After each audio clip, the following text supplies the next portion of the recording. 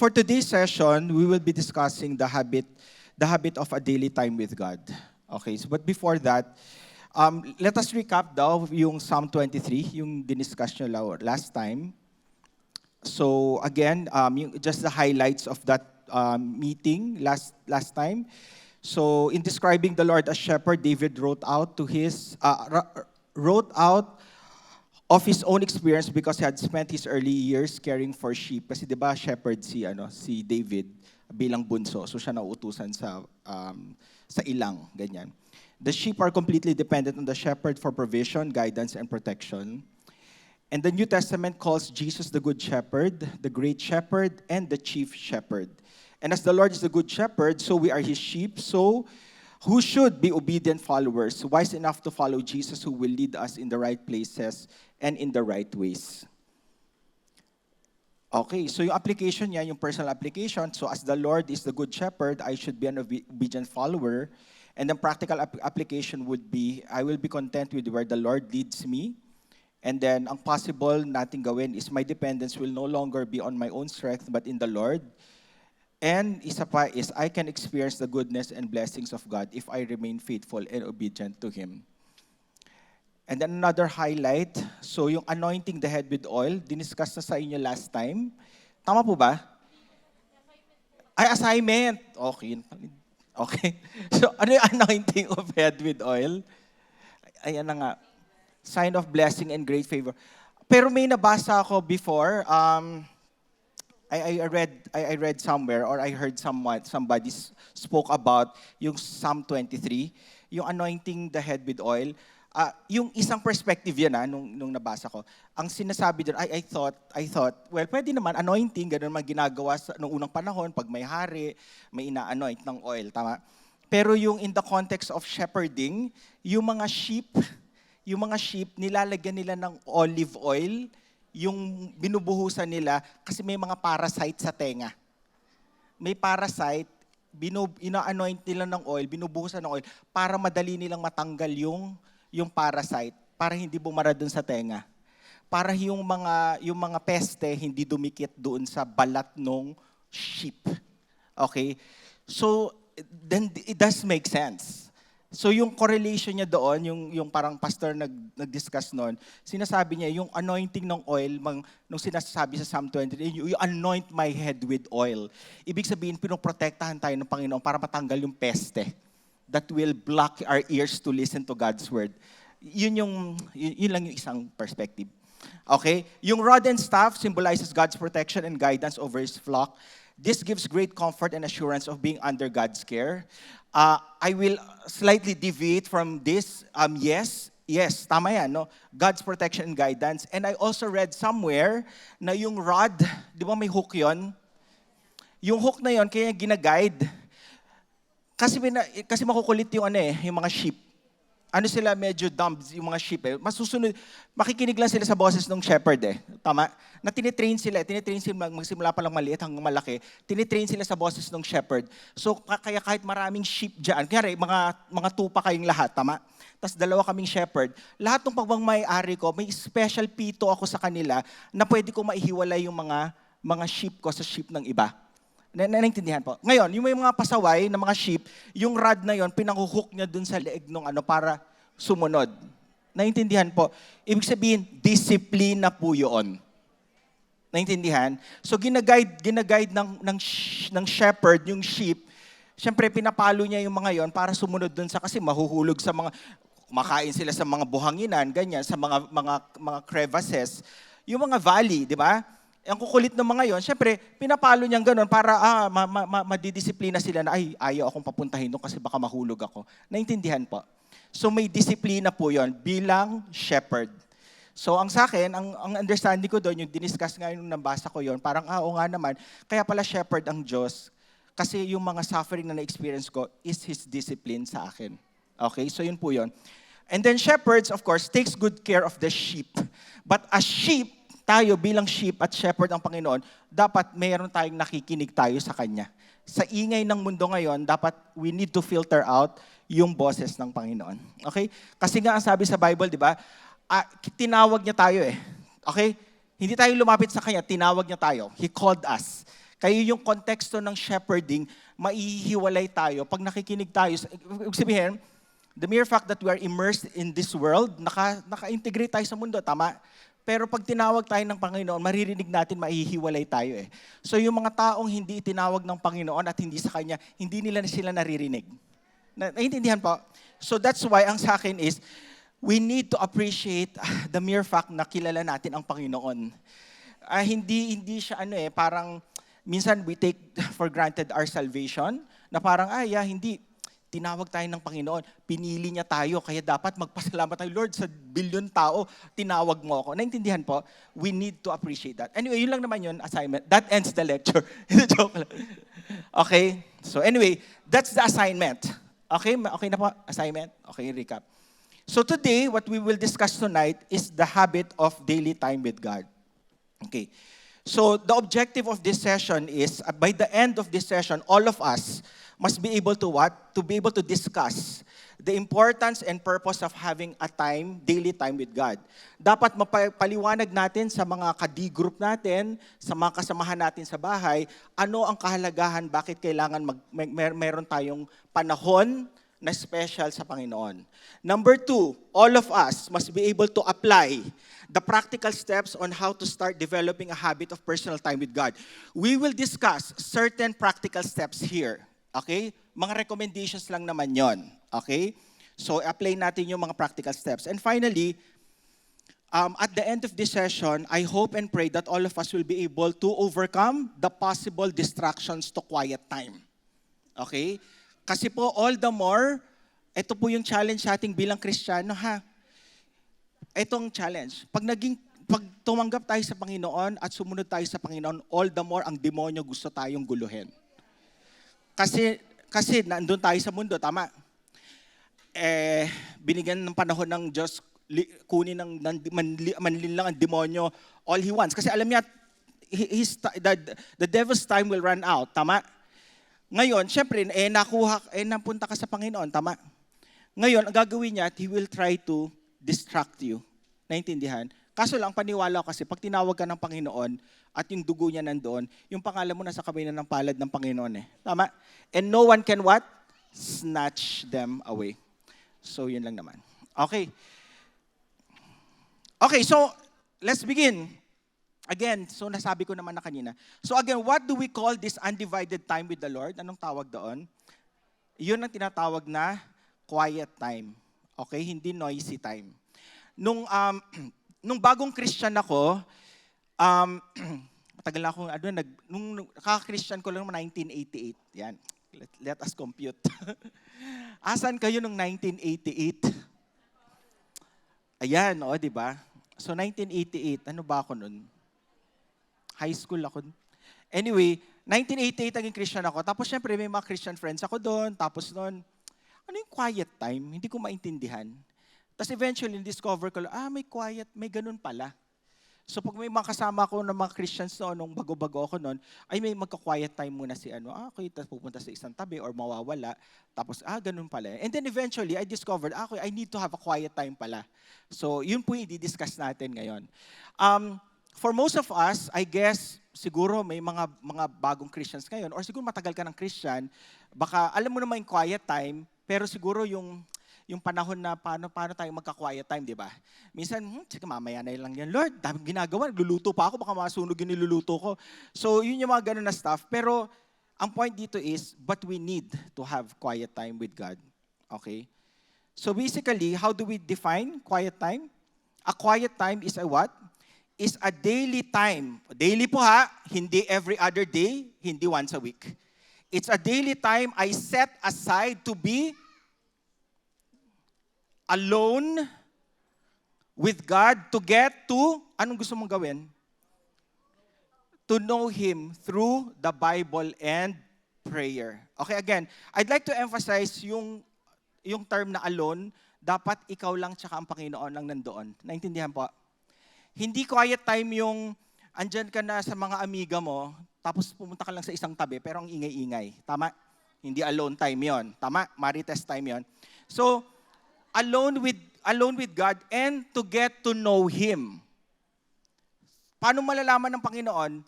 Through the Bible and prayer. Hindi po pwedeng nag-quiet time ka na wala kang gamit na basihan, na hinintay mo na, Lord, magsalita ka sa akin. Paano mo ibang nagsalita? Okay? Ang point is, may Biblia po tayong kasama. And then prayer. Next. So according to our definition, how often again? Ulitin ko ulit. How often do we need to practice our quiet time? So daily. Ulitin natin. Daily ha. Daily. Okay. So ngayon, ang sigurong question is, why is quiet time so important that we need to do it on a regular basis? Yan. Pag-uusapan ngayon natin yan. Bakit kailangan natin gawin, why do we need to do it on a daily basis? Okay.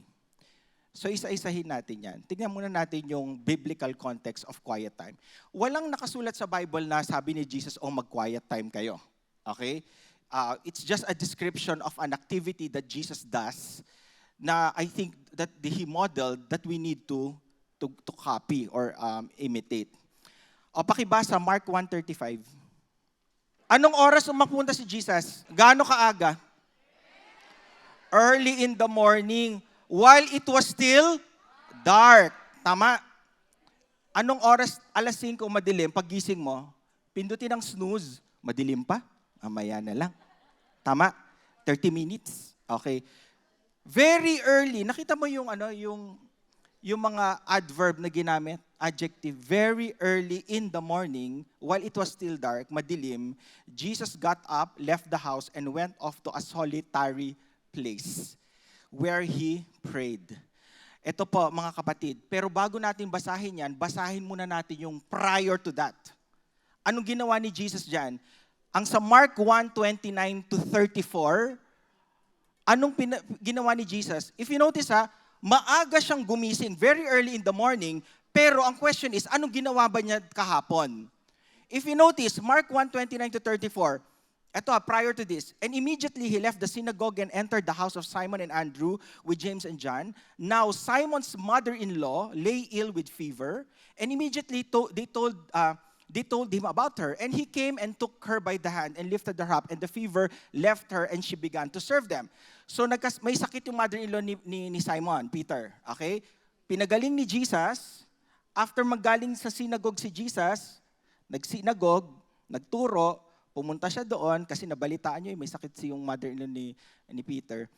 Pinagaling niya. Tapos after gumaling, tsaka naman nagsilbi na yung mother-in-law dahil wala nang lagnat. So naghanda ata siya ng mga pagkain sa mga kanila, mga bisita.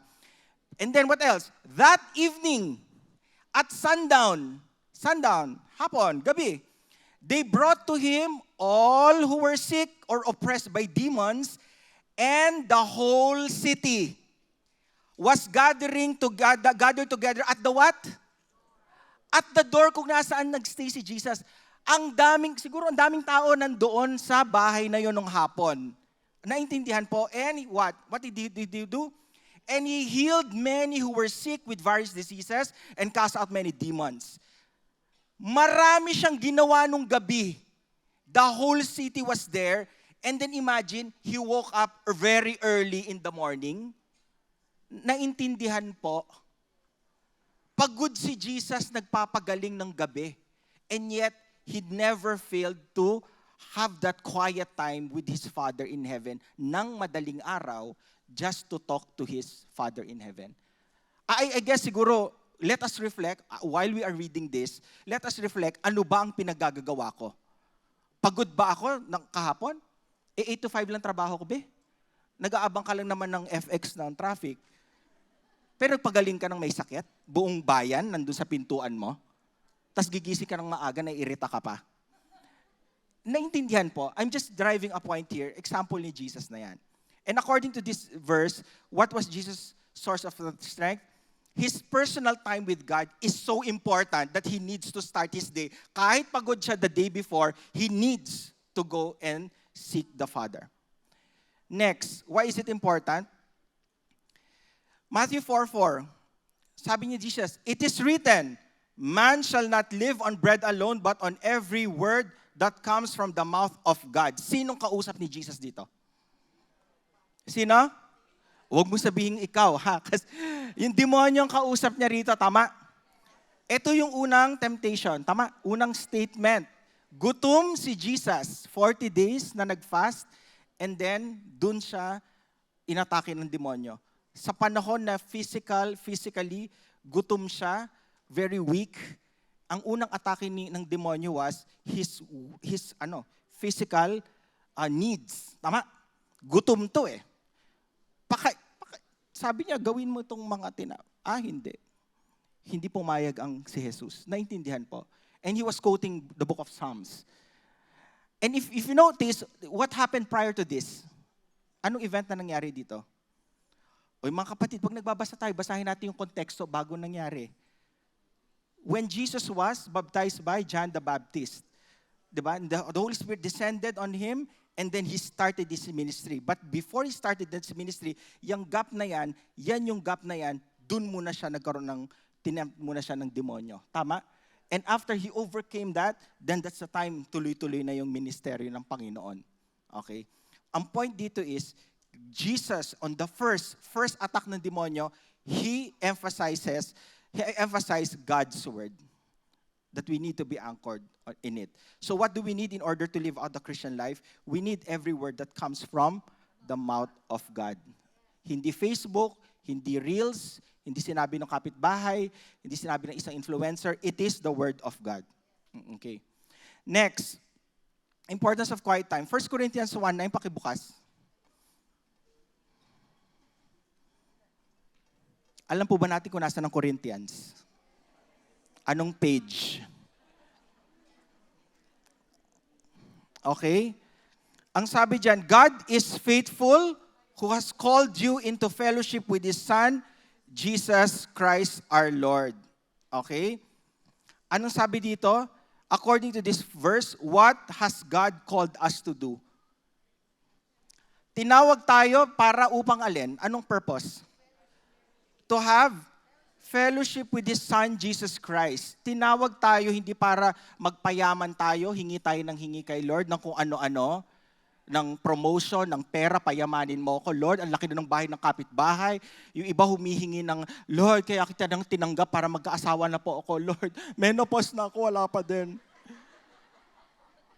Pero kapatid, ano ang purpose ng pagtawag sa'yo ng Panginoon is to have fellowship with Him. Kasi siya lang, satisfied ka na kapatid. Naintindihan? Kasi napapagod tayo, ang dami nating hinihiling. Napapagod tayo kasi ang purpose mo is yung mga things of this world. Hindi yung things of above. Okay? To have fellowship with His Son, Jesus Christ. Gusto mo siyang makilala. Lord, bakit mo ako tinawag amidst all these people? Gusto kitang makilala. Why? Why did you call me? Next, so of what value is a personal daily quiet time with the Lord? So these are the questions we need to ask ourselves. Anong halaga ng pag-quiet time natin sa Panginoon? Magbabago ba ang buhay ko? Will it make a significant change in my life? So tonight, let us look at the purpose of a daily quiet time with the Lord. Okay, isa-isahin po natin yan. Okay, purpose. Psalm 29:2, pakibukas. Bababa ako, magpapatawag ako. Sabi, wag daw akong bumaba. Kasi may camera. Sige nga, habulin ako ng camera.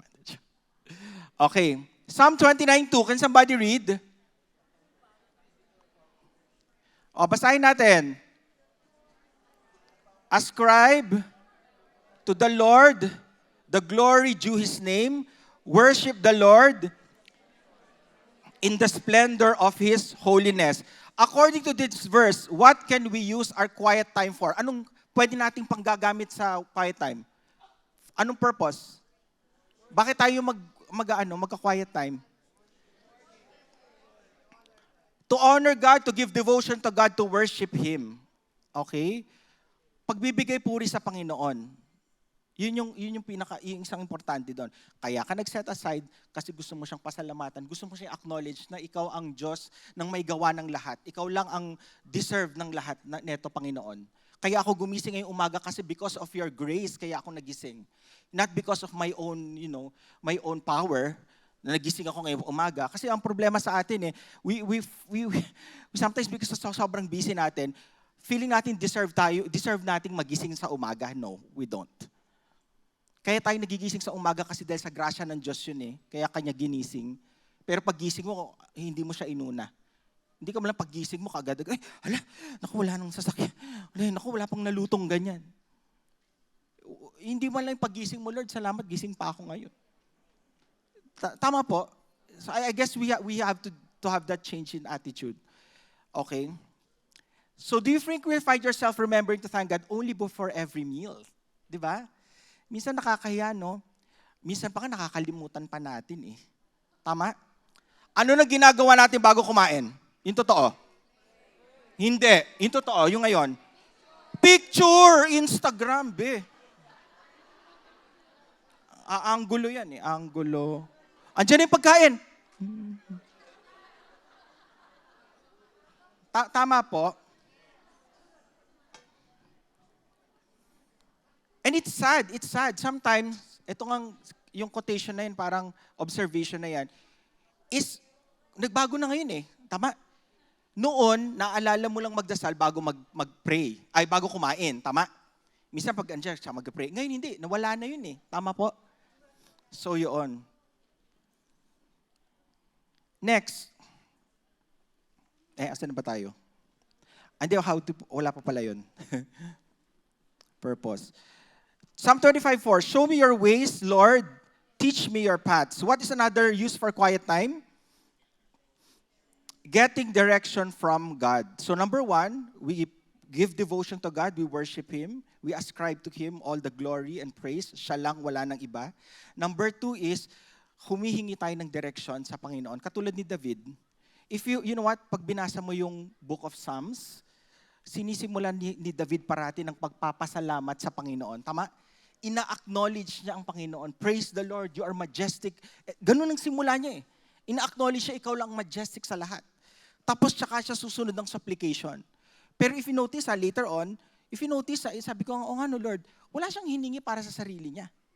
Si David, sa Psalms, mahiningi ba siya na, Lord, bigyan mo naman akong promotion? Lord, patayin mo si Saul na umuusig sa akin. Hindi naman niya hiningi yun eh. Lord, gusto ko pong mas marami pang pera. Lord, gusto ko pong magkaroon ng asawa. Sinabi ba niya yun doon?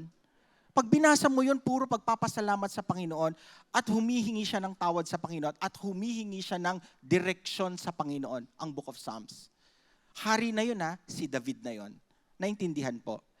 And yet, he is humble enough, even if he has all the power, yung Israel kasi nung panahon na makapangyarihan, natatakot ang mga ibang bansa sa kanila kasi nga alam nila si Yahweh ang tumutulong sa bansa na yun. But even if David has all the power na pwede naman niya atakihin yung ibang mga bansa na nakapalibot sa kanila, yet he acknowledges that all of whatever he has, it's because of God. Okay?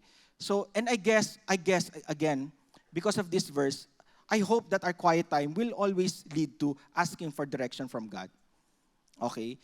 Like ito, this one is self-explanatory. Di ba? Bago naman tayo pumunta, kunyari, magta-travel, tama? Yung mga nagbakasyon nung, hindi ka naman pupunta sa isang lugar na magbabakasyon ka na wala kang tinanong kung anong meron doon, tama? Hindi ka naman bago ka mag-book ng flight or magbabakasyon kahit saan pumunta, di ba magtatanong ka, maganda ba dyan? Ngayon, nagtatype na lang tayo, saan magandang pumunta, ganyan-ganyan. Facebook, papakainin ka ng Facebook, o ito, sunod-sunod, pwedeng pumunta pala dito, tama? So, ang mangyari is, you ask. You ask people around para malaman mo kung saan ka pupunta. Pero nakakahiya sa atin minsan, it's sad, no? Ako din, guilty din ako dito eh. Parang minsan, inuuna ko muna yung sarili kong isip na parang hindi, ito gagawin ko ngayon, ito ganyan. Hindi, unahin ko muna, Lord, kailangan ko ng guidance mo muna, Lord. Bigyan mo ako ng wisdom on how to attack this situation. Okay? Next, Psalm 37:4. Take delight in the Lord and He will what? Give you the desires of your heart. And according to this verse, what is another purpose of quiet time? To gain delight in the Lord. Ang ligaya mo at saya mo ay nasa Panginoon. Naintindihan po? Ang sabi dito, and He will give you the desires of your heart. Pero ito minsan may misconception din eh. O yan, ibibigay na ni Lord yung mga desires ko sa lahat. Pero ang sabi doon, but according to His will. Pero kung ang desire mo ang Diyos din ang desire mo, paliligayahin niya ang puso mo. Naintindihan po? So, yan. Kasi the more we spend time with God, the more we delight in His presence. Napaka-self-explanatory. Especially in our relationships with people. Tama? Yung may mga asawa dyan o may mga girlfriend dyan.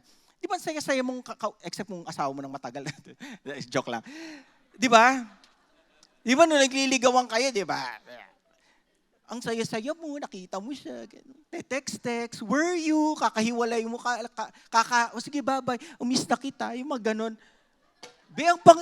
Ang Panginoon ba? Ganun ba ang excitement natin kay Lord? Kaya ako personally nagigilty. Ako sabi ko, Lord, please give me that excitement na meron ako sa ibang tao. Ibigay mo sa akin yung thirst na yon, na yung ligaya ko, na yung gano'n, yung excitement, Lord, I want to talk to you, I want to spend time with you, iwanan ko itong mga to, pupunta ako dyan, I want to talk to you. I want to read your, anong gusto mong sabihin ngayon sa akin? Yung ganong desire, na sometimes, that's why, mga kapatid, let's revisit. Let's always revisit. Wala namang masama na meron tayong relationship with other people, tama?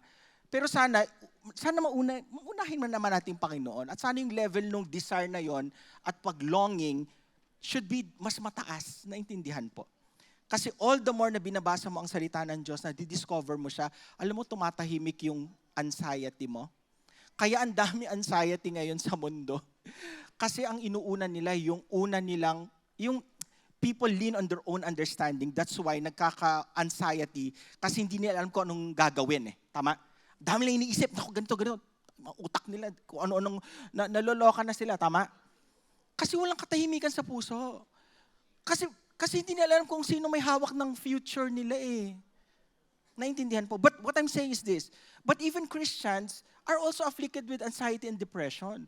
Wala namang masama doon. It's okay kasi umiyak din naman si Jesus. Tama? Jesus wept. Tama? Pero ang point dito is, let our anxiety and depression allow us to go nearer to God. And sometimes the depression and anxiety is a message from God. Kaya natin na-feel yun. Kasi baka may something na gustong i-reveal sa atin ng Diyos na kailangan natin i-confess. Na sometimes we are anxious about something because hindi natin blurt out sa Panginoon na I'm holding something na hindi ko mapakawalan. Hindi ko ma-admit. Kahit sa sarili ko, hindi ko ma-admit. That once you release it, Lord, kasi ito, may tampo ko sa iyo, Lord eh. Alam mo, pag nirelease mo yan at tapos nakita mo yung salita ng Diyos na I will never leave you nor forsake. Ay, Lord, andito ka pala eh. Ikaw pala lahat. Tama? Yung depression na yun mawawala pa unti-unti. Hindi totally, pero mawawala siya unti-unti. Pero ang point dun is, that's why may anxiety and depression because yung parang thorn in the flesh mo yun na parang nire-remind ka na you need dependence on God. Tama po? Kaya sa akin, ako personal ko lang yun ha. I welcome this. When I feel some anxiety and some form of depression, wini-welcome ko yun na, Lord, meron kang pinapaalala sa akin. And then I go deep. And I ask myself, ano ba? Meron kang hindi inaamin sa Panginoon. Kaya ka nagde-depression, kaya ka nag-anxiety. And when I do identify that, I thank God na, Lord, salamat. Ito yung cause ng anxiety ko, hindi ko masabi kahit sa iyo eh. Tayo na nga lang dalawa eh. And when I do say it, blurt it out, Lord, ito kasi yun. Okay. That's why important yung confession sa Panginoon. Kasi pag sinabi mo yun, na inaamin mo sa sarili mo, naririnig mo sa sarili mo yun. Eh. Tama? Kaysa yung dinededma mo. Tama yung, hindi yung pinapansin, hindi, wala yun, okay lang, hindi, kaya ko ito. Kaya ko in Jesus' name.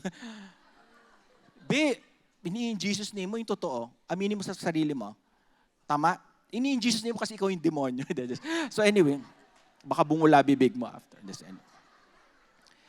Ang point dito is, that's why we need to spend time with God.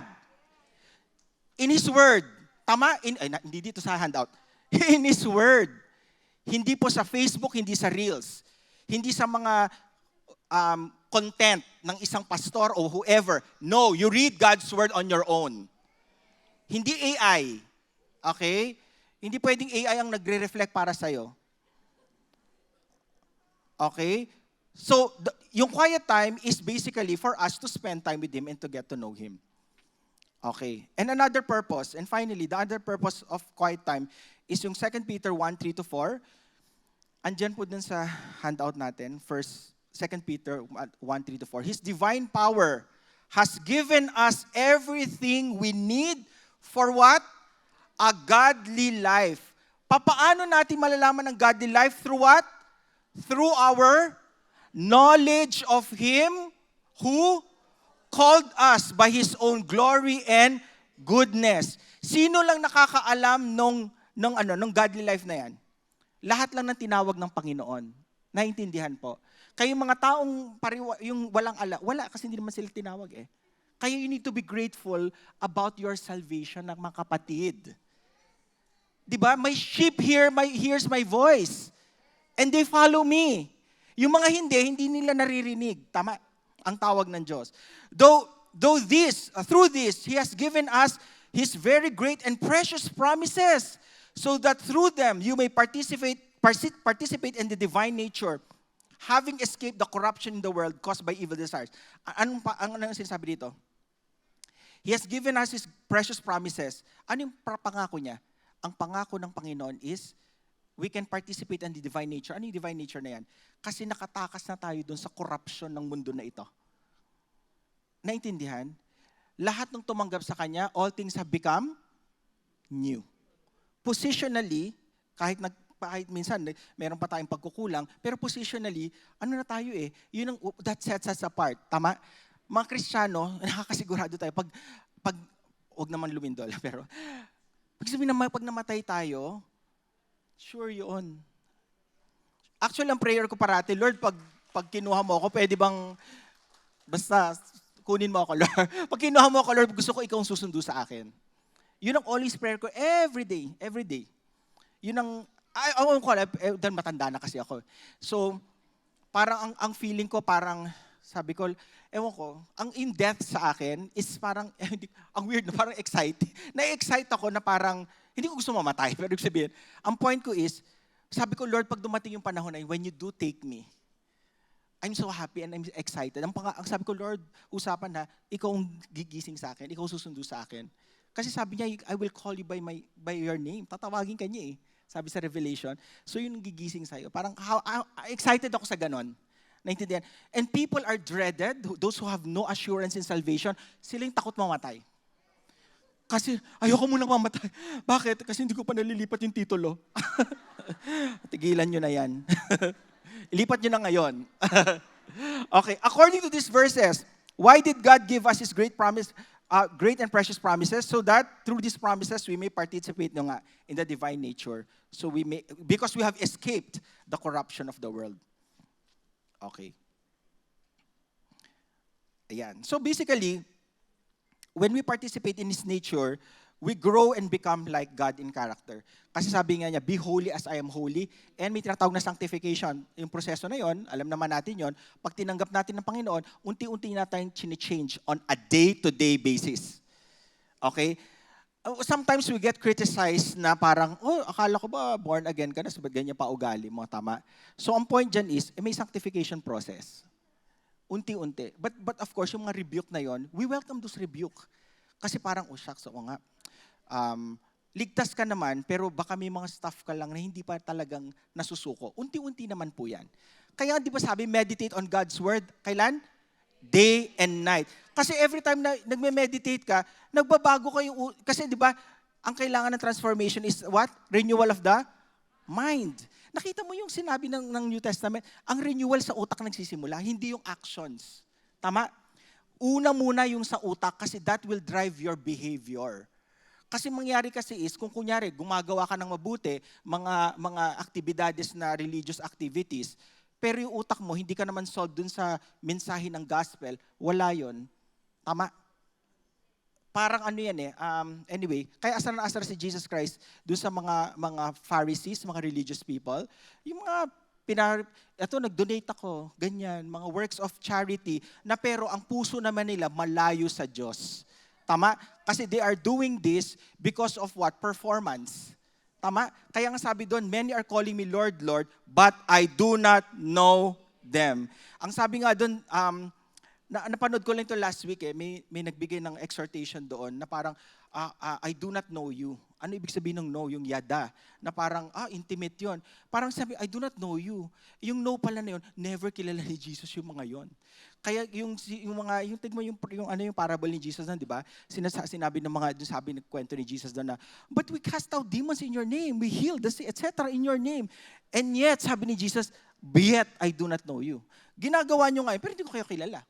Ibig sabihin, corrupt yung utak nila from the start. They're all doing these things in the context of being a Christian, pero in fact, yung hearts nila ang layo. Kasi ang habol nila, pera, kasikatan, popularity, yun ang habol nila. Kaya hindi kilala ni Jesus yung mga yon from the start. Okay? Kaya ang reflection ko nung napanood ko yung exhortation na yun, sabi ko, Lord, siguro naman kilala mo ako, di ba? Sabi ko, kilala mo naman ako. And yet, tapos binasa ko nga yung Bible. Oo nga naman. Anak, kilala kita. Ano ka ba? Nanintindihan. But all of these things, parang nga naman, Lord. Because yung mga tao na yon, kaya ang point ko doon is, that I have to reflect every day on what I do. And I always ask the Holy Spirit to please guide me. Kung meron akong pagkakamali, please reveal it to me on a day-to-day basis. Kasi I'm not perfect. I'm still a work in progress. Kasi ang point dito is, kung sasabihin ko perfect na ako, anong sa-isa yung pagkamatay ni Jesus sa cross? Tama?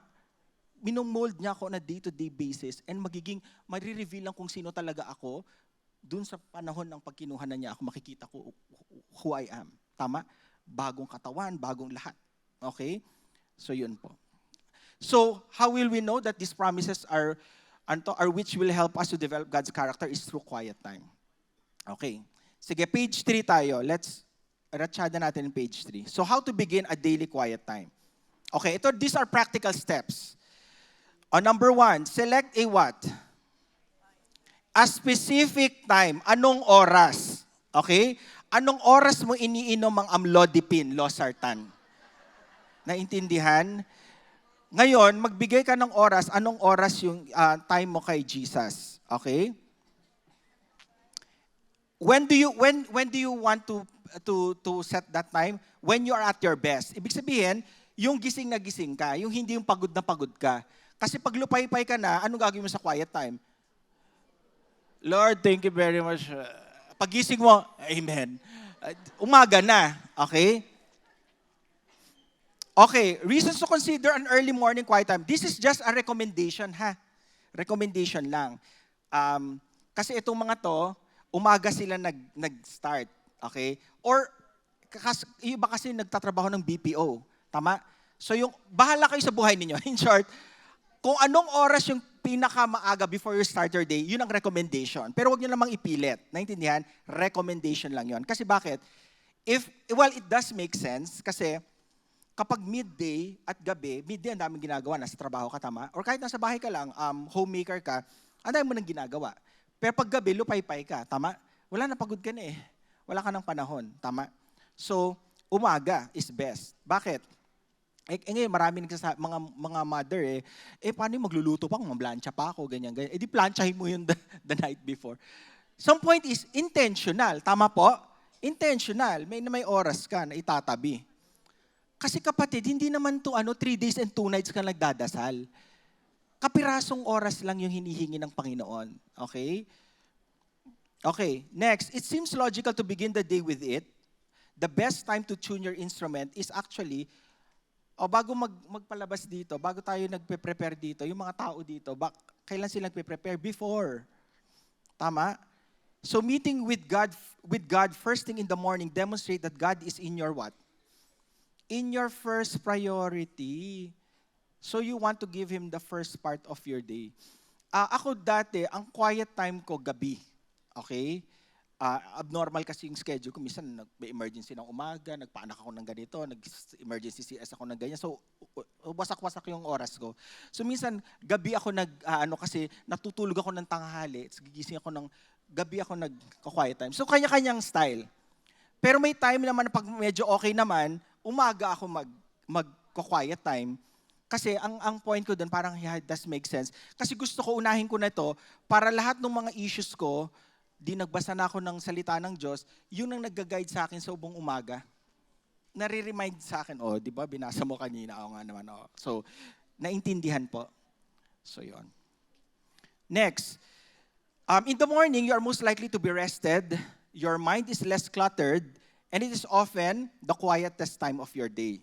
Okay? So, kaya pumili ka ng oras na tahimik. And then, to seek God's guidance for the day. Ang sikreto dyan is to be consistent. Okay? Ito pong extra challenge ha. Ang hirap kasi mag-start. Una parang, yes Lord, iyak-iyak ka pa Lord, bibigyan ko ng oras. Tapos kinabukasan namin naman ginawa. Tapos hindi mo na naman nagawa. Isang linggo na, isang taon na, Pasko na, hindi ka pa rin nag-start sa quiet time. Okay lang yon. Parang point is, you need to start and restart. Okay? And then choose a what? Okay. Choose a quiet place. O, example ni Jesus, He went to a solitary place. Parating gawain ni Jesus yan. Katulad when He fed the 5,000. When He fed the 5,000, nawala na naman siya. Hinahanap na naman siya ng mga apostoles siya. Asan na si Jesus? Umakyat na naman siya dun sa ano. Tapos sa Garden of Gethsemane, tama? Hindi naman niya sinama yung mga apostoles, sila Pedro, di ba? Hindi naman, samahan niyo ako dun sa... Sinabihan niya, dito lang kayo, mag-pray kayo, pupunta lang ako doon. Naintindihan? Ano ginawa ng mga apostoles? Natulog. Kasi wala silang cellphone eh. So, tulog sila. Okay. Solitary place. Okay. Ito pa isa. Kaya nga nakakahiya minsan, di ba? Parang, lalo yung mga single dyan. Di ba? Or kunyari, hindi lang single. Kunyari, may ka-meeting kang importanteng tao, di ba? Hanap ka ng maayos na lugar, tahimik, tama? Lalo pag medyo trentahin ka na, di ba? Ayaw mo na makipag-meet sa mga maingay, ang ingay-ingay na lugar. Ano yun? Di ba? Doon ka lang sa mga coffee shop, ganyan. Minsan pa nga sa coffee shop, nagreklamo tayo, ay ate, pakihinaan nga yung in-house music mo, di ba? So, kasi ang point dito is because you want to spend time with that person. Kaya with Jesus Christ, with God, grabe, bigyan mo ng panahon. Panginoon yan siya, gumawa ng buong daigdig, tama? So bigyan mo ng panahon. And then, of course, itong importante, gather the what? Gather the flock, hindi. Lahat ng gagamitin mo for Bibles, for quiet time, dapat nandiyan na sa tabi mo. Okay? Ano yung mga resources that you need? Totoo? No, cellphone ang ginagawa ninyo. Cellphone. Bible. Ako personally, mas ako, ewan ko dahil matanda na rin ako, bumabalik ako dun sa physical Bible, mas less training sa mata. Well, medically speaking, less training siya. Wala siyang blue light. May blue light ito eh. Pag may blue light kasi hindi ka makakatulog. Kaya hindi advisable pag bago ka matulog nagsa-cellphone or TV or laptop. Mga 2 hours before ka matulog, stop mo yon. Kasi may blue light, in-stimulate yung utak mo na gising. Okay? Wala, added ano na lang yon. Kaya sa akin, ginagawa ko yung physical Bible. Binabasa ko physical Bible. Okay? So yun. Para hindi strained sa mata. Okay. Ang recommended is NASB. Pwede naman ESV. Okay? But for our reference is NASB yung ano. My Bible is NASB tsaka ESV. Okay. Okay, ano man kailangan mong gamitin? Aside from the Bible, of course, yun importante, you must have your notebook. Okay? Notebook. At saka, yung isa, pwede ka namang magpatugtog. Okay? Depende yon. Okay? Kung gusto mo ng tahimik, edi tahimik lang. Tsaka mo na lang i-ending yung devotion mo na magpatugtog ka ng isang Christian song na background music mo, pwede naman yon to enhance yung ano. Kasi actually, ako personally, pag nagko-quiet time ako, ayoko may tugtog. After na nun, tsaka ako nagpapatugtog. Or kaya naman, lansya ako, ganyan. So, magpapatugtog ako kasi yun ang nagiging LSS ko. Alam mo yung LSS? Last Song Syndrome. Kaya pag sasakay ako sa Move It, yun ang, kasi Lord, may mga track. So, yun ang tugtog na tumutugtog sa akin. Example ko, ito, dinala ko yung aking notebook. Okay. So, ito yung aking notebook ng quiet time. Okay? So, ginagawa ko, sinusulat ko siya everyday. Okay? Susulat ko siya everyday yung mga verses na binabasa ko. And then, nagno-notes ako doon. Kunyari, may reflection, magsusulat ako ng notes. Okay? Nasa Mayo na tayo. Naintindihan po. Kasi actually, may nagregalo sa akin. Dati kasi, gusto ko sa dito na lang sa note ko dun sa iPhone. Okay? Kasi nasi-sync niya lahat. Pero na-realize, ang sakit sa mata. So, notebook. Di may nagregalo sa akin ng ganito. Yung mga nung Pasko, di ba? New Year. May say Lord. Di pinuno natin yan. So, everyday, magsimula January 1 hanggang ngayon. Okay? So, may ganyan. Ang cute kasi dahil pag may babalikan ka, ay, nabasa ko yun. May nangyari, kunya may nangyari. Tapos, uy, alam mo, nabasa ko ito yun, no? Tapos may reflection. Ngayon, naglalagay ako ng ibang color, blue ito, di ba? Pag may specific na parang nag-strike sa akin, red ang sinusulat ko. Tapos may asterisk ako sa baba, yung parang, ito yung mensahe ni God sa akin. Yung ganon. Ako lang yun. Anyway, pen and highlighter, kung gusto mong i-highlight lahat, sometimes kasi wala namang saysay highlighter, lahat na hin-highlight mo na eh. Di ba? Hindi, pero kapatid, nag-highlight ako dun sa, it does help. May studies naman that shows na nakakatulong siya ng memory. Okay? Ngayon, yung highlighter ko, may study kasi na better isang kulay lang. Kasi pag maraming kulay, nalilito ka na eh. So sa akin, kasi ang weird lang kasi, dahil may binasa ako dun sa Bible reading ko, pero nabasa ko na yun eh. Pero nung binasa ko siya ulit, ang weird, no? Ang galing ng tabuhay ang salita ng Diyos. Nabasa ko na yun dati, pero bakit parang bago siya ulit? Tapos may ibang atake sa akin. Alam mo, i-highlight ko siya. Daanan ko yun. Di ba? Kaya masaya. And then, begin with, anong sabi dyan? Be still and know that I am God. Sa Psalm 46:10. Right attitude. Dapat tama ang attitude ng puso natin bago tayo pumunta sa presensya ng Panginoon. Ang sabi dyan, be still and know that I am God. Huwag kang mag-aligaga, be still. Manahimik ka, wala kang ibang ginagawa, pati utak mo. I-acknowledge mo ang presensya ng Diyos because you are standing and talking to Yahweh, to Jesus Christ, you're talking to God.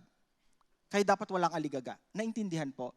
Kaya nga naisip ko, sabi ko, Lord, tama talaga ang Biblia. Di ba pag may kunyari, like for example sa amin, andyan na yung consultant, diba? Andyan na yung tatahimik kayo lahat, di ba?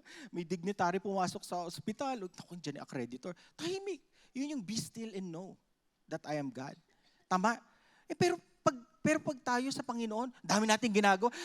Mamaya na. Lord, kasi yung ganun kaagad, nagre-reklamo tayo kaagad. Ang ratsyada, opening remarks natin kay Lord, tama? Ang opening remark, mag-quiet time ka. Lord, kasi ganito yun eh. Ganun kaagad, hindi. Be still. Tahimik mo yung puso mo. Acknowledge mo who He is. Iisipin mo siya, He is standing on His throne. Na meron kang reverence sa Panginoon. Tumahimik ka at i-acknowledge mo yung kapangyarihan ng Panginoon with the right attitude. And what attitudes do we need to demonstrate? Okay, yun na nga. Reverence. Yung reverence is fear of the Lord. Hindi yung natatakot ka dahil, may gagawin sa akin. Hindi, ang reverence is yung mataas na respeto. You know what? Sometimes, yun ang kulang natin mga Christians, yung reverence sa Panginoon. Yung parang bara-bara tayo na wala tayong respeto dun sa presensya ng Diyos. Minsan, alam mo ba, ako din, na-rebuke din ako na ganito eh. There was a pastor who talked about reverence. Ang sabi nga niya, paano ka ba magdasal? Yung totoo, parang minsan nakasalampa ka lang, nakaupo ka lang, Lord, ganyan, nakaganyan, kataas ang paa mo, Tapos parang sabi niya, then what is reverence? May reverence ka ba kay God? Pati yung pagkanta mo sa church, may reverence ka ba kay God? Minsan binabara-bara mo lang tama? But then na-realize ko, oo nga no, but you are standing you are talking to the God of the universe. May respeto. Umayos ka. Hindi siya legalistic ha. It's reverence. Kaya doon tayo nakukulangan yung respeto sa Panginoon. Buti pa nga ewan ko nasad ako, yung mga ibang mga pagano nga may reverence sila sa mga Diyos-Diyosan nila, di ba? Grabe sila, yumuyuko sila sa mga, yumuyukod sila, talagang may reverence sila. Pero tayong mga Christians, asan ang reverence natin sa Diyos? Minsan ganun lang tayo, ganyan.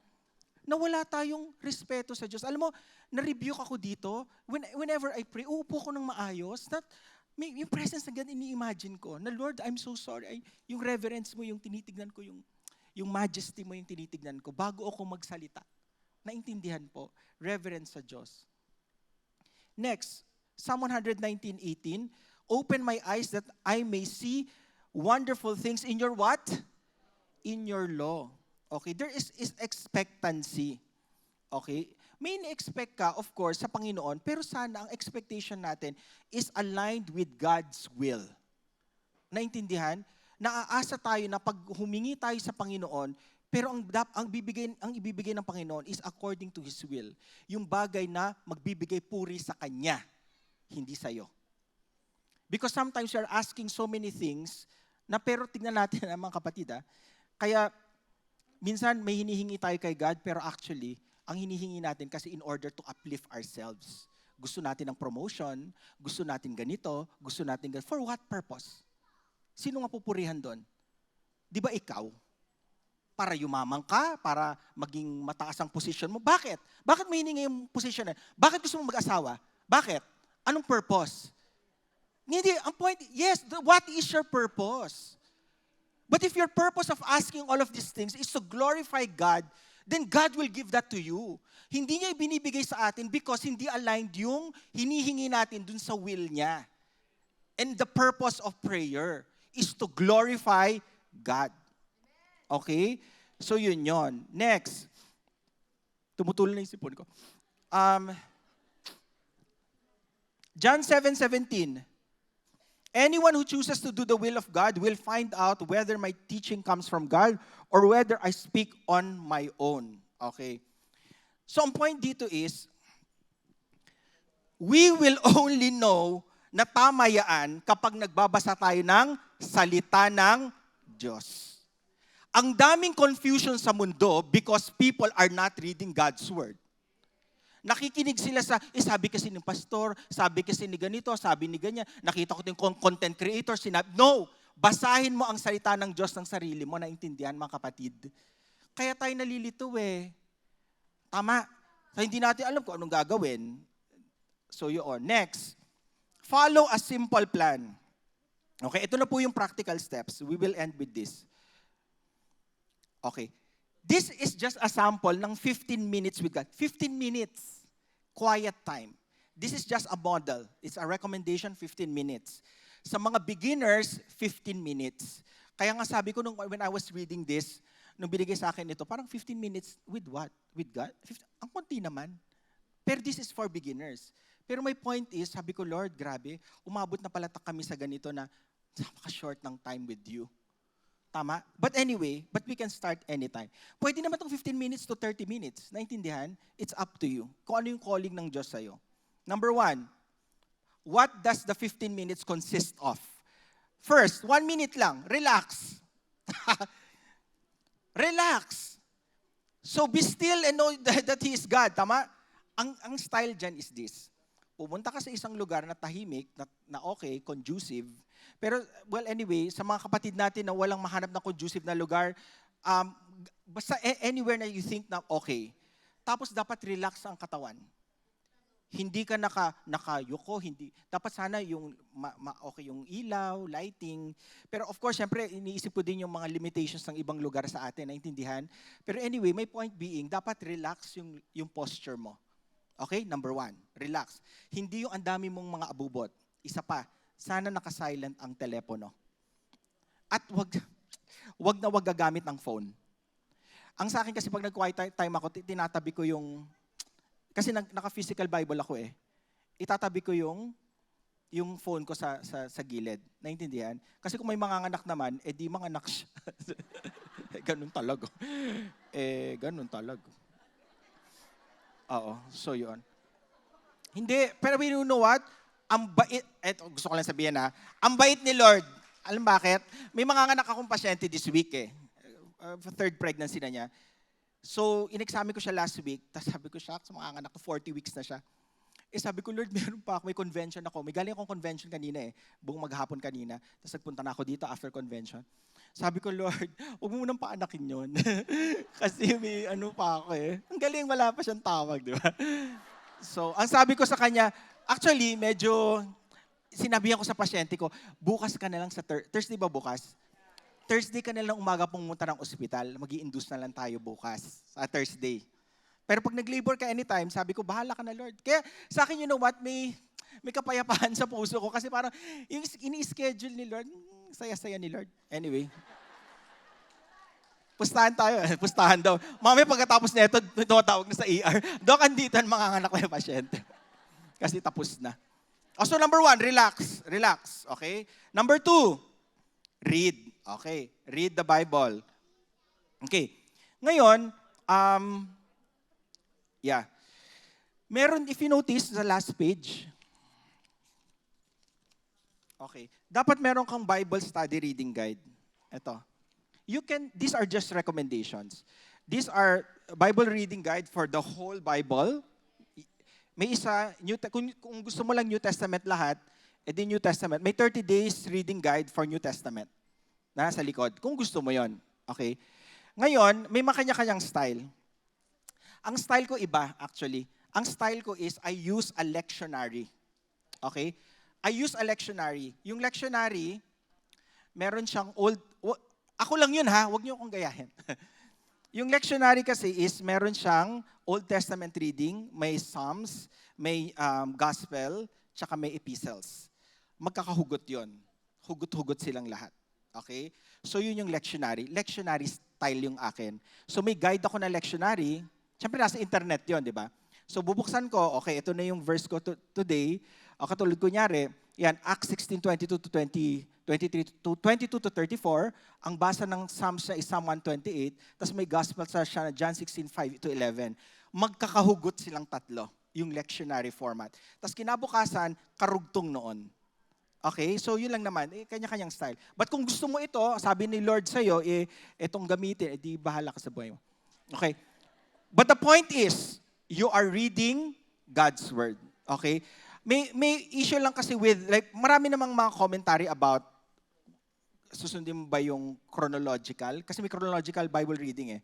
May kanya-kanyang style yon. So it's up to you kung anong tawag ng Diyos. But point is, you have to read God's Word. Next is, reflect. Okay? So, like I said, I write down, di ba nag-relax ako, nag-read ako, after reading, then magre-reflect na ako. Pagkabasa ko dyan, ano ang hugot ng lahat? Okay, so, okay. Yung hugot is about the Holy Spirit. About God sending the advocate. Meron siyang quote sa Old Testament, tapos meron sa Psalms sa New Testament. Parang may hugot. And then, nagre-reflect ako ngayon, Lord, anong mensahe mo sa akin about this? Yun yun. And then magno-notes ako doon sa gilid. Okay? And then, you record. Ayun na nga, sinulat mo na nga dyan. Record. Okay. Gusto ko lang isingit. Okay. May study kasi, may napanood ako na isang neurophysiologist. Inaral niya yung effect sa learning ng nagsusulat ng physical paper, tsaka ballpen, tsaka yung tablet, yung daliri. Okay? Yung flat. Okay. Nakita niya na mas may retention sa pag-aaral dito sa papel, tsaka kasi nakakabit sa sa may machine sa utak. So anyway, nakita nila mas maraming aktibidades kapag nagsusulat sa notebook, sa paper tsaka pen. Kasi bakit? Yung utak na exercise yung kamay, coordination ng utak, muscles, tapos pati yung roughness ng papel, pati yung diin ng pagsulat, na exercise yung utak. Yung dito kasi, less ang gagamitin mong part ng utak kasi nagagaganong ka lang. Okay, kaya sabi ko, oh wow, it does make sense. Kaya nung unang panahon, yung mga Kristiyano noon, nung mga scribe, 'di ba? Sinusulat nila isa-isa 'yon. 'Di ba? Nakalagay dun sa book 2 yun eh. Ang utos ng Panginoon sa mga hari ng Israel, bago sila maging hari, ang training nila is we have to rewrite the book of the law. Rewrite. Kasi nga para ma-retain nila sa utak. Okay, may tinatawag, anyway, galing ka kasi ako sa convention ng mga Philippine medical colleges. So na-discuss doon yung AI use, etc. etc. May tinatawag kasi cognitive offloading sa paggamit ng AI. Yung inaalaw mo na lang yung AI na mag-isip. So kaya kailangan maingat. Okay, so record pagsusulat. Huwag tayong maging legalistic ha. Sinasabi ko lang na yun ang merong ebidensya sa siyensya. Kung gusto mo mag-laptop, iPad, okay lang yan. Okay, naintindihan? Pero sa akin, sinasabi ko lang, ebidensya na siyensya, yung pagsusulat, meron. Okay, next, of course, you pray. Okay? You pray. Okay? And finally, how to overcome problems with quiet time. The problem of, ito na, yung mga problema. The problem of discipline. Kailan mo sisimulan at paano masusustain? Okay, anong kalaban natin? Number 1. Ano yun? Get out, ano to? Go to bed on time. Matulog ka ng maayos kasi kinabukasan, gigising ka ng maaga. Tama? Kasi you get up immediately and then be aware of quiet time robbers or distractions. Tama? Telepono, etc. Ngayon, ang isisipin kasi natin, bakit naman, pagod ako the night before. Teka muna, si Jesus nga, nagpaanak tuloy. Nagpagaling si Jesus hanggang gabi.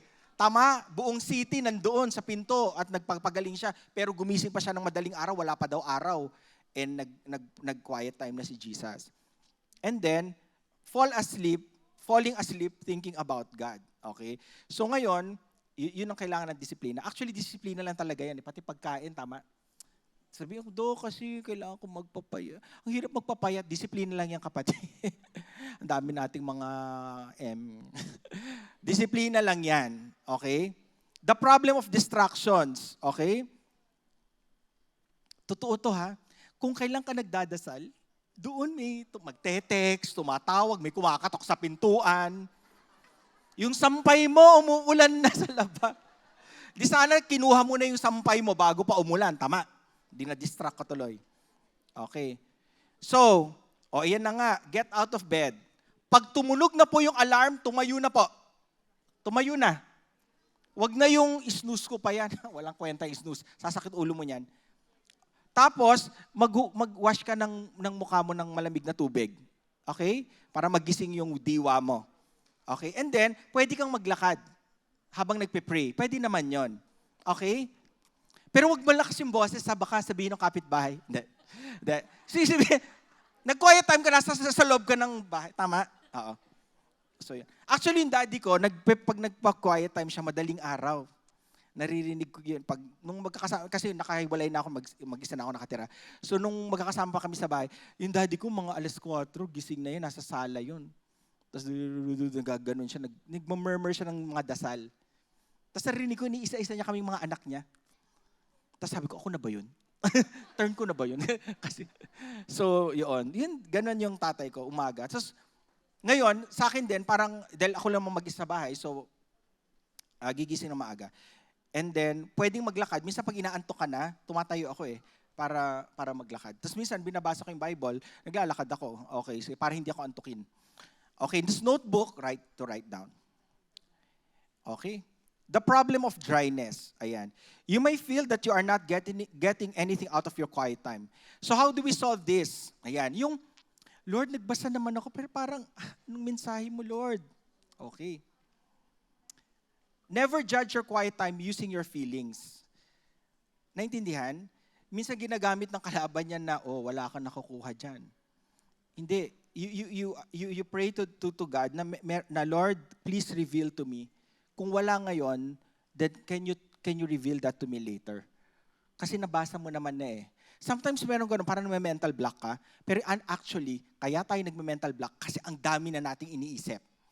Kasi pag umaga, for example, ito naman yung challenge sa atin Di ba tahimik yon? You start your day, pero ang nangyaring distraction dyan, iniisip mo na yung mga next mong gagawin. Baka marami ng tao dun sa mahirap sumakay mamaya. Darating yung boss ko, naku, deadline, hindi ko pa natapos. Naubos yung kakaisip mo sa, tas, Lord, ano to? The Lord is the Lord is my shepherd. Naku, patay, hindi ko pa pala nagagawa yung, naintindihan mga kapatid? Ito po. Think through possible reasons for spiritual dryness. Bakit parang feeling mo lang feeling? Na parang wala kang nakukuha dun sa quiet time mo. Physical condition, baka pagod ka, kapatid. Or ito nga yung sinasabi ko, there is something na sin na hindi mo pa nako-confess? Isa yun. Are you rushing your quiet time? Bakit? Ba't mo inaapura? Baka probably, pwede mong i-change yung oras. Tama? Baka hindi conducive for you yon. And are you stopping yourself from sharing your insights with others? Isa pa, you know what? It does help when you share those insights with others. Yung meron kang may reflection ka dyan, and then when you meet a friend o ganyan, na nakakwento mo, nakakatuwa yun, na ito yung, like sa amin, like for example, sa D group ko, yun yung panahon na you get to share na, uy, yung devotion ko na itong quiet time ko last time, ito yung message, tas tugma dun sa pinag-uusapan natin. Ang ganda that you share these things with others. Okay? And then, well, what else? The problem of diligence, yung magiging masugid kang sumusunod. Okay? So, yung pagiging consistent. Okay, make a what? Commitment or covenant to God. Okay, number 1, mag-commit ka kay God. Schedule it on your daily calendar. Na ito ang oras mo. O mga kapatid, bago tayo umuwi, or pag uwi mo, ipag-pray mo kay Lord. Lord, anong oras kaya? Pero mga kapatid, wag mo namang pag-isipan yan hanggang December. Okay? Be prepared for Satan's excuses. Ito po yung pinakakalaban sa lahat. Yun yung panahon na pag nandyan na yung schedule, ang daming lumilitaw na mga may dapat gawin, ganyan. Okay? Pero ito kapatid wag naman natin, baka lahat kasi sinisisi na natin yung demonyo lahat Yung pala kagagawa na natin. Tama? Baka magulat naman yung demonyo, bakit ako na naman? Nasa ibang bansa ako Yung demonyo talaga, gano'n. Minsan kagagawa na po natin, naintindihan? For example, may mga deadlines, hindi mo ginawa. Kasi bakit? Nanood ka nung ganyan, nanood ka ng BTS, ganyan. So, naintindihan? Kagagawa mo na yun, tapos demonyo pa rin yung inano mo. Okay? Leave your Bible open at night to the passage for the next day. Okay? It's just that like for example, may Bible study guide ka, i-check mo doon, nabasa ko na tong chapter na to. At least alam mo na, okay, that is where I left off. Like for example, yung sa akin, yung lectionary ko, may mga panahon dito na naskipan ko, okay, may mga araw na naskipan ako na parang, ay shucks, naskip ko pala yon. So babalikan ko yon, babasahin ko siya para mabuo siya. Okay? So pero hindi siya because of legalistic purposes, tama? Pero I do still get some stuff. Like for example, nakakatuwa nga na may naskipan ako, tapos ang ganda nung mensahe dun sa naskipan ko na yon. And all the more, I get excited. So, ano kayong next kong babasahin? Although nakita sa akin, yung lectionary ko kasi, meron na siyang may schedule na yun Tama? Kung gusto mong gawin itong schedule na ito nandito, then go for it. As long as you know where you left off. Okay? So don't develop a guilt trip na iniisip mo na parang, ay, wala na to. Yun yung ginagawa ng demonyo sa atin Na parang, wala, hindi mo na natapos yan. And don't be legalistic. Hindi ka na pupunta ng impyerno kapag hindi mo natapos. Okay? Yun yung legalistic attitude, mga kapatid, mga Kristiyano pa man din Di ba? Oy, kamusta na yung gagano? Huwag ka naman mangamusta na iba. Kamusta na yung quiet time mo? Ba't hindi Akala ko Christian. Huwag ganon. Okay? Let's encourage one another. Okay? You will not use your salvation kapag nakaskip ka ng chapter 2.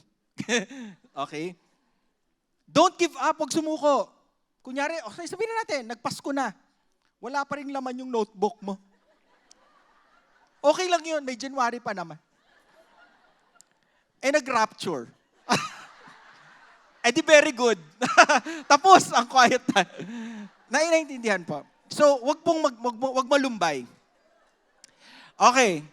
Pagalitan na ako, overtime na ako. So, it takes 3 weeks to what? To become familiar with the new task. And then, another 3 weeks to become a habit. Totoo po ito, naniniwala ko dyan. For example, sa exercise, una, pag nag-exercise ka, di ba, parang, ganyan. Anong nangyari? Sasakit katawan mo, Ang sakit kinabukasan. Hanggang ayaw mo na. Hindi, tuloy mo lang yon. Una kasi dahan-dahan muna. Tama? Tapos pag nasanay ka, nagiging habit kasi siya pag naka 6 weeks. Yung 6 weeks is pag tuloy-tuloy mong ginawa isang bagay for 6 weeks, ano na yon? Habit na yon. Yung pag-isig mo, alam mo na yun ang gagawin mo. Naintindihan po. 6 weeks. Kung tumatagal, okay lang yon. Wag malumbay. Wag malumbay. Tuloy mo lang, kapatid. Okay? Galatians 6:9. Sabi nga dito, let us not become weary in doing good. Huwag pong mapagod sa paggawa ng mabuti. Because for the proper time, we will reap a harvest if we will not give up. At dyan nagtatapos ang ating session.